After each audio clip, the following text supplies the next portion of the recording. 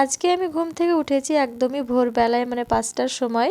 তো তখন ছিল একটু অন্ধকার অন্ধকার আর কুয়াশাচ্ছন্ন, মানে কিছুই দেখা যাচ্ছিল না। তো লাইট জ্বালিয়ে আমি সব ঘরগুলো ঝাড় দিয়ে তারপরে বাসনগুলো মেজে নিয়েছি। তো বাসন মাজার পরে এবার আমি চলে এসেছিলাম মানে ঘরে ঘরে এসে বিছানাটাকেও গুছিয়ে তারপরে মেয়েকে রেডি করে স্কুলে মানে গাড়িতে তুলে দিয়েছি, যেহেতু ওর এক্সাম চলছে এখন।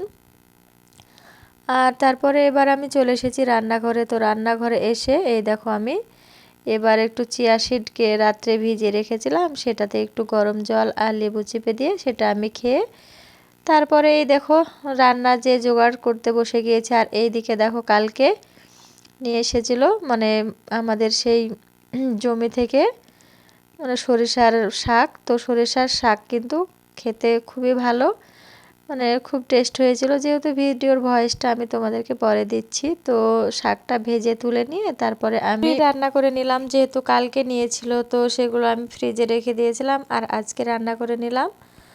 আর ফুলুরিটা রান্না করা আমার কমপ্লিট হয়ে গেছে। তারপরে আমি এই দেখো মাংস রান্না করে নিচ্ছি। তো মাংসটাকে ভালো করে কষিয়ে তারপরে আমি দিয়ে দিলাম ধনিয়া পাতা কুচি কিছুটা। তো মাংসতে ধনিয়া পাতা কুচি দিলে কিন্তু খেতে কিন্তু ভীষণই সুন্দর হয় আর স্মেলটা কিন্তু খুবই সুন্দর হয়, খেতে ভীষণ ভালো লাগে।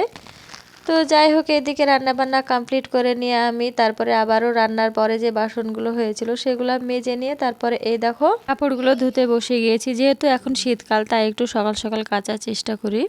আর স্নানের পরে কাচলে কিন্তু একদমই শুকোতে যায় না, আবার সেই বালতিতে ভরে রেখে দিতে হয় তারপরে দিনের জন্য।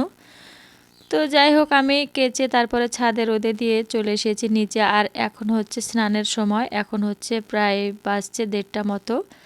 তো আমি এই উঠোনটাকে ভালো করে ধুয়ে এবার আমি স্নান করে নেব। তো আজ এ পর্যন্তই, ভালো থেকো সবাই, টাটা।